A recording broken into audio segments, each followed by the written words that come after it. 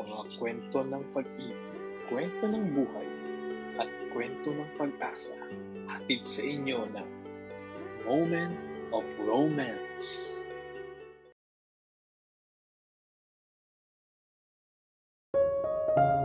Bawat isa sa atin ay may maganda at mapait na karanasan. Bawat isa din sa atin ay may diskarte at paraan kung paano hinaharap ang hamon ng buhay.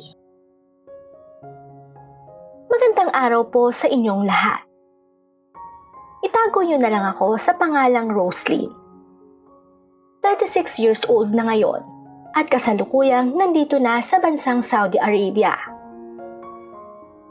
Nakapangasawa kasi ko ng isang foreigner. At labis talaga ang pasasalamat ko rito dahil sa kabila ng hindi magandang nakaraan ko, ay nagawa pa rin niya akong tanggapin at mahalin. Hindi kasi ko nanggaling sa magandang pamilya dahil ang mga magulang ko ay parehong nagloko. At ang masakit pa doon ay pareho lang nila kaming iniwan na magkakapatid sa aming mga tita na hindi naman naging maganda ang pakikitungo sa amin. Sa totoo lang, nung bata pa ako ay wala yata akong natandaan na naging masaya ang buhay ko. Simula kasi nang nagkaisip na ako ay puro hirap at sakit na lang ang ipinaranas sa akin ng mga magulang ko.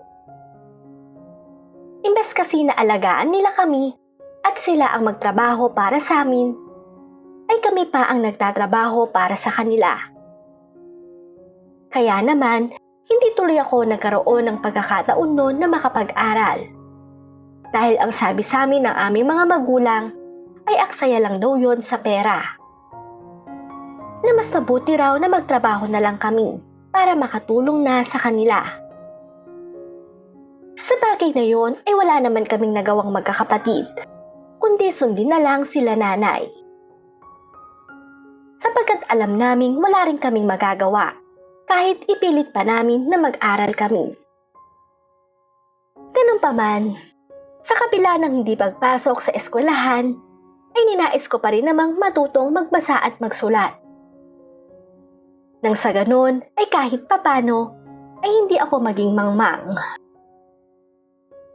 Mabuti na nga lang ay may kapitbahay kaming ng magandang loob sa akin noon na bigyan ako ng mga gamit sa eskwelahan. Kaya habang nagtitinda ng balot sa gabi, ay pinag-aaralan ko ang ibinigay niya sa aking libro. Bukod doon, ay pinilit ko talagang pag-aralang isulat ang pangalan ko. Dahil ang sabi ng kapitbahay namin, ay isa daw yon sa dapat kong matutunan. Sa ilang buwan ko naman na pag-aaral, ay masasabi kong kahit papano ay natuto rin akong magsulat at magbasa. Hindi nga lang katulad ng mga batang nag-aaral talaga sa eskwelahan. Pero masaya na ako na isusulat ko ang pangalan ko. Kahit kasi ganito lang ang buhay namin, ay may pangarap din naman akong umasenso. At kahit hindi maganda ang ugali ng mga magulang ko, ay gusto ko rin naman silang iahon sa hirap. Naisip ko nga rin noon na pagtungtong ko ng 15 anyos, ay balak kong maghanap ng ibang trabaho. Yung trabaho na alam kong makakaipon ako. Plano ko rin kasi noon na mag-aral, kahit pa nga may edad na ako. Ngunit ang lahat ng yon ay hindi nangyari, dahil na rin sa kagagawan ng mga magulang ko. Nang tumuntong na ako sa edad na 15, ay nagulat na lang ako nang ipasok ako ni nanay sa isang club malapit sa amin. Sa totoo lang ay tutol na tutol ang loob ko doon. Kaya nakiusap pa ako sa kanya na kung pwede ay sa iba na lang niya ako ipasok. Pwede naman ka ako sa palengke bilang tindera. O kaya naman ay sa karinderya bilang tagahugas ng pinggan. Ngunit nang sinabi ko yon ay hindi niya pinakinggan dahil naikompromiso na daw niya ako sa may-ari ng club. Malaki daw kasi ang utang nila ni tatay rito. At kapag hindi daw ako nagtrabaho doon, ay baka ipakulong sila nito. Kaya naman ng mga panahong iyon ay wala na akong nagawa pa, kundi maging sunod-sunuran muli sa aking mga magulang. Isinantabi ko muna ang aking mga pangarap, nang sa ganon ay makatulong ako sa kanila. Nang dalhin ako ni Mama sa club, ay binihisan muna ako nito ng bestida, para daw mas higit na lumabas ang ganda ko. Natipuhan naman ako ng may-ari. Sa katunayan ay pinag-umpisa na nga rin niya ako nung araw na yon. Sa unang araw ko doon ay sobra talaga akong nahirapan, sapagkat hindi ko inaasahan na ganun pala ang magiging trabaho ko doon. Sabi kasi ni nanay ay magsaserve lang daw ako ng mga pagkain. Pero ang hindi ko naman alam ay pwede rin pala kaming i-table ng mga customer doon. Mayroon din silang ipinagagamit na damit sa amin. At halos hindi ko nga iyon maisuot. Masyado kasing mahigsi at kulang na lang ay ilabas ko na ang buo kong kaluluwa. Subalit noong mga panahong iyon ay hindi rin naman ako makapagreklamo. Dahil kung hindi ko sila susundin, ay alam kong magagalit lang ang may-ari ng club na yon. At baka tuluyan niyang ipakulong sila nanay. Kaya naman kahit labag sa loob ko ang magtrabaho doon, ay sumunod na lang din ako sa agos ng buhay. Hanggang sa hindi nagtagal, ay unti-unti ko na ring nakasanayan ang trabaho doon. Sa edad ko noong 15 anyos, ay natuto na akong uminom ng alak, manigarilyo, at syempre makipaglaro sa mga customer, kapalit ng pera. Pero kahit na ganon ay hindi ako nakikipagsiping sa iba, lalo pat hindi ko naman talaga gusto. Sa 6 na buwan na pagtatrabaho ko sa club, ay ni minsan ay hindi pa ako nagpalabas sa kung sinong customer. At kahit opera nila ako ng malaking halaga, ay hindi ko yun tinatanggap. Dahil ang gusto ko ay sa taong mahal ko lang iyon ibibigay. Hanggang sa makalipas ang ilang buwan, ay nakilala ko si Michael sa club. At ito ay naging regular customer ko. Binata ang pakilala sa akin nito. At nagtatrabaho daw siya sa isang subdivision malapit doon, bilang construction worker. Sa unang pagta-table pa lang sa akin nito, ay napansin ko ng tila kursonada na niya ako. Ganun pa man, ay sinasakyan ko lang naman ang mga biro nito sa akin. Ngunit hindi nagtagal, ay unti-unti na rin nitong nabihag ang puso ko. Hanggang sa hindi ko na rin napigilan pa na mapamahal sa kanya. Kaya naman nang magtapat sa akin ito, ay sinagot ko na rin siya. Sapagkat marami siyang magandang bagay na ipinangako sa akin. Katulad na nga lang nang iaalis daw niya ako sa club na yon, upang isama na sa bahay niya. At ang mas lalong nagpakilig sa akin noon ay yung pangakuan niya ako ng kasal sa kabila ng trabaho ko. Totoo ba yung sinasabi mo? O nagbibiro ka lang? Paninigurado ko noon kay Michael. Totoo ang sinasabi ko, Roslyn. Handa talaga kitang pakasalan. Pahayag naman nito. Dahil naman sa sinabi niyo ni Michael, ay nagdesisyon na akong sumama dito. Kahit pa nga alam kong magagalit sa akin sila nanay. Simula kasi nang nagtrabaho ako sa club, ay sila na ang kumukuha ng sweldo ko. At ni kaunting halaga, ay wala silang itinitira sa akin. Mabuti na nga lang ay may natatanggap ako ng tip na siyang pinambibili ko ng mga pangangailangan ko. Dahil kung hindi, ay baka ni sentimo ng pinaghihirapan ko ay wala man lang akong nakukuha. Kaya naman nang ayain ako ni Michael na sumama sa kanya, ay hindi na ako nagdalawang isip pa. Maayos naman akong nagpaalam sa aking amo, at pinayagan naman ako nito. Sinabi pa nga niya na kung gusto ko raw bumalik ay welcome pa rin daw ako ron. Labis naman akong nagpasalamat sa kanya sa kabila ng pagiging istrikto niya sa amin.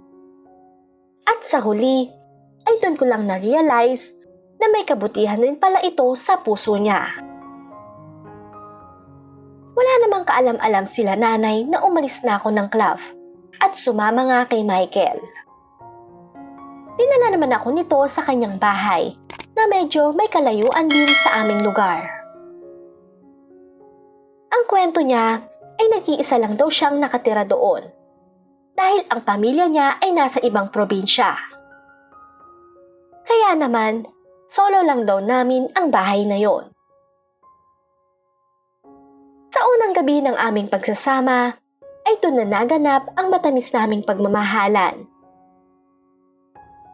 Kusang loob kong isinuko kay Michael ang buo kong pagkatao dahil alam kong mahal niya ako. Sa amin namang pagsasama ay ramdam kong totoo ang ipinapakita niya sa akin. Lalo pang at gabi-gabi ay pinagsasaluhan namin ang init ng aming pagmamahal sa isa't isa. Buong akala ko nga noon ay wala na talagang katapusan pa ang ligayang nararamdaman kong yon.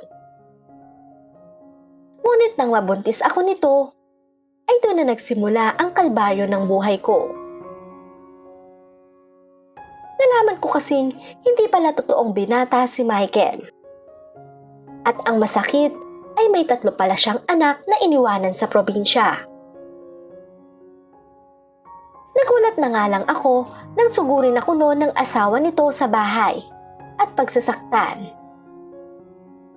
At sa kasamaang palad ay nakunan ako hanggang sa nawala ang anak namin. Simula naman noon ay parang nawala ako sa sarili. At imbes na tulungan ako ng aking mga magulang, ay natiis nila akong magpagala-gala na lang sa kalsada. Mabuti na nga lang ay may isang matandang babae ang nang magandang loob na iuwi ako sa bahay nila. At kahit hindi ako nito kilala, ay itinuring niya akong parang anak. Lalo na nang ikwento ko sa kanya ang masasakit na pinagdaanan ko. Simula naman noon ay hindi na ako pinaalis pa ni Lola Gracia sa bahay niya. Bagkos ay tinulungan ako nitong makabangon muli. Hindi naman ako pumayag na hindi ko masuklian ang kabutihang loob nito. Kung kaya't nakiusap ako rito na kung pwede ay mamasukan ako doon bilang isang katulong. Pumayag naman si Lola Gracia. At iyon na nga ang naging simula ng pagbabago ng buhay ko. Habang nagtatrabaho ako noon sa bahay ni Lola Gracia, ay marami akong natutunan. Isa na nga doon kung paano pahalagahan at mahalin ang aking sarili. Kahit kasi katulong lang ako sa bahay na yon, ay hindi ganon ang turing nila sa amin. Kundi para na ring isang pamilya. Sa katunayan, ay pinayagan nga nila akong bumalik sa pag-aaral, kasabay ng aking trabaho sa bahay. Dahil naman sa sakripisyo at pagtiyatiyaga ko, ay natapos ko ang high school. Ngunit nang mamatay si Lola Gracia, ay napilitan akong umalis sa bahay na yon. Sa tulong naman ng kasamahan kong kasambahay, ay isinama ko nito sa pag-a-apply niya sa ibang bansa. At sa kabutihang palad, ay pareho kami nitong natanggap. Pagkatapos namang maayos ang mga papeles namin, ay lumipad na kami papuntang Saudi Arabia. At doon ay nangamuhan. Noong una ay hindi rin naging maganda ang sitwasyon ko doon. Sapagkat hindi maganda ang ugali ng among napuntahan ko. Masyado kasi itong mahigpit. At kulang na lang ay ayaw ako nitong pagpahingahin. Kaya naman dahil sa pagmamalupit nito sa akin, ay naisipan ko nung tumakas. Hanggang sa mapadpad ako sa isang pamilya na kabaligtaran ang ugaling nito. Hindi ko nga nun inaasahan na sa kabila ng paghihirap ko sa una kong amo, ay makakatagpo pa ako ng mabuting amo. At imbes na isuplong ako nito, ay inayos pa niya ang mga papel ko para legal daw akong maging kasambahay niya. Total naman ay kaaalis lang daw ng yaya ng anak niya. At nalaman ko rin na wala pala itong asawa, kundi ang nanay lang niya ang kasama niya. Nung una ay buong akala ko nga na may kapalit ang lahat ng kabutihang ipinakita sa akin ni Sir. Ngunit nang nagtagal, ay doon ko napagtanto na iba pala ang hangarin nito sa akin. Hindi ko nga inaasahan noon na magtatapat ito ng tunay na pag-ibig niya. Sapagkat kung umasta ito, ay para bang istriktong amo lang talaga. Ganun pa man, dahil sa naging mabuti naman ito sa akin at matagal na rin naman siyang byudo, ay tinanggap ko na rin ang kanyang pag-ibig. Kahit na ang totoo ay hindi pa ako sigurado sa tunay kong nararamdaman para sa kanya. Total naman ay wala na rin akong pamilya pang babalikan. At alam ko na darating din ang panahon na matututunan ko rin si Sir na mahalin. Kaya naman buong puso kong tinanggap ang alok na kasal sa akin ni Sir. At habang magkasama kami nito, ay doon na unti-unting napamahal ito sa akin. Hanggang sa masigurado ko na nga sa puso ko na totoo na ang pagmamahal ko sa kanya. Simula naman noon ay hindi na ako umuwi ng Pilipinas at nanirahan na ako rito kasama ang aking asawa at anak. Masakit man sa puso ko ang itinakwil ako ng pamilya ko, napakabuti naman ng nasa taas sa akin. Dahil sa kabila nun ay binigyan niya ako ng pamilyang wala ako. Kaya naman ngayon ay ipinangako ko sa sarili ko na hindi ko tutularan ang mga magulang ko. At kahit anong mangyari, ay gagawin ko ang lahat para maging maayos ang sarili kong pamilya. Hanggang dito na lang ang aking kwento. Muli, ako si Roslyn at ito ang kwento ng buhay ko.